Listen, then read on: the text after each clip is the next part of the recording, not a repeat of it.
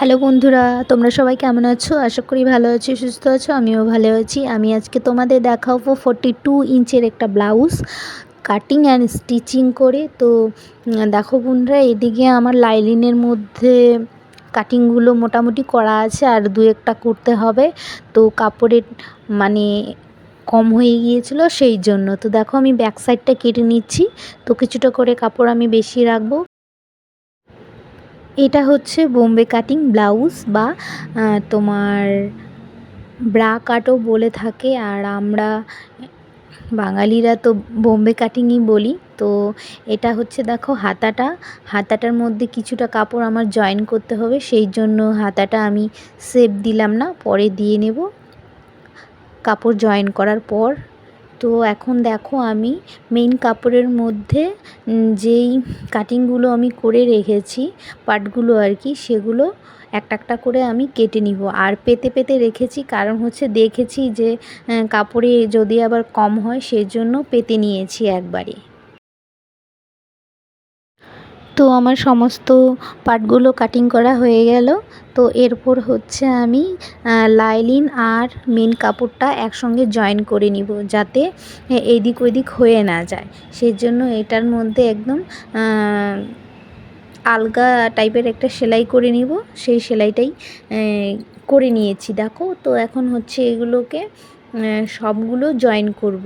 চলো জয়েন করে নিই। আর এদিকে আমার ব্যাক সাইডটা দেখো, গলাটা করা হয়ে গেছে বা নেকটা কাটিং করা হয়ে গেছে। এখন দেখো এই যে বাটিগুলো হবে সেই বাটিগুলোকে জয়েন করে নিব। তো একটা একটা করে আমি জয়েন করে নিই, তোমরা দেখতে থাকো। আর ভালো লাগলে অবশ্যই কমেন্ট করবে।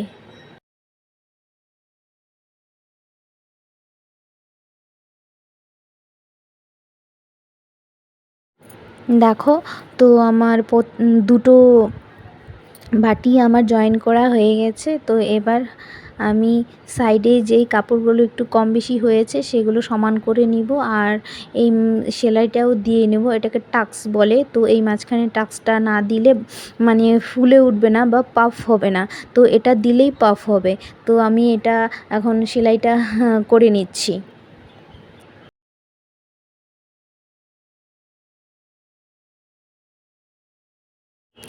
এইদিকে দেখো পাফটা হয়ে গেল, কত সুন্দর হয়েছে না পাফটা। এভাবে পাফটাকে করতে হবে। তো এদিকে দেখো এই পাটটাকে এখন জয়েন করে নিব। চলো জয়েন করে নিই, তারপর বেল্ট লাগাবো সেটা দেখাচ্ছি।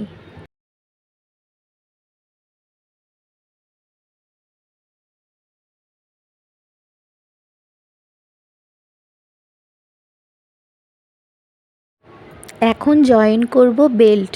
এই বেল্টটাকে খুব ভালোভাবে মেলাতে হবে, তারপর ভালোভাবে মিলিয়ে নিয়ে তো সেলাইটাকে করতে হবে।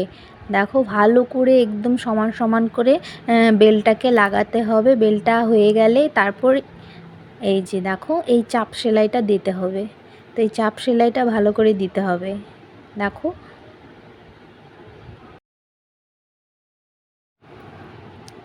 আর এখন যে আমি সেলাই করছি সেটা হচ্ছে হুক পট্টি। তো যেখানে আমরা হুকটাকে লাগাই, হুকের ঘর, সেটা হচ্ছে হুক পট্টি। তো চলো হুক পট্টিটা আমি ভালো করে লাগিয়ে নিই। আর এটাকে উল্টো দিকে সেলাই করে সোজা দিকে লাগাতে হবে। তো মানে যাতে ওই পাশের সেলাইটা না দেখা যায়। চলো সেলাই করে নিই।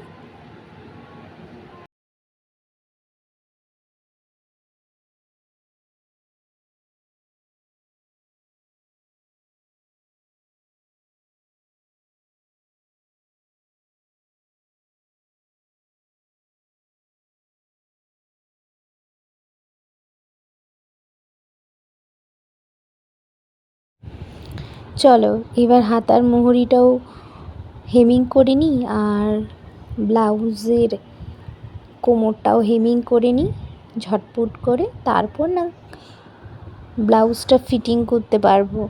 তো দেখো এদিকে আমার হেমিং করা হয়ে গেছে।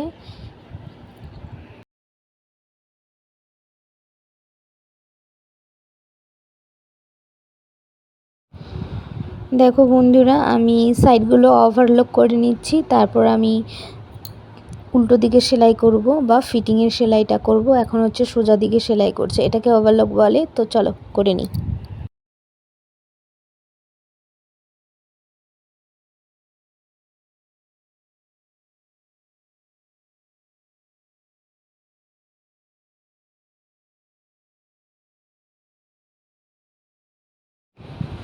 এবার দেখো হাতার ফিটিংয়ের সেলাইটাও দিয়ে দিয়েছি, এরপর জয়েন করে নেব। তো দেখো বন্ধুরা, আমার প্রায় ব্লাউজ বানানো কমপ্লিট হয়ে গেছে। তো কেমন হয়েছে অবশ্যই বলো, ভালো লাগলে কমেন্ট করো, লাইক কমেন্ট শেয়ার অবশ্যই করো। তো দেখো কেমন হয়েছে, ভালো লাগলে অবশ্যই বলো আমাকে। তো ফাইনাল লুক এটাই।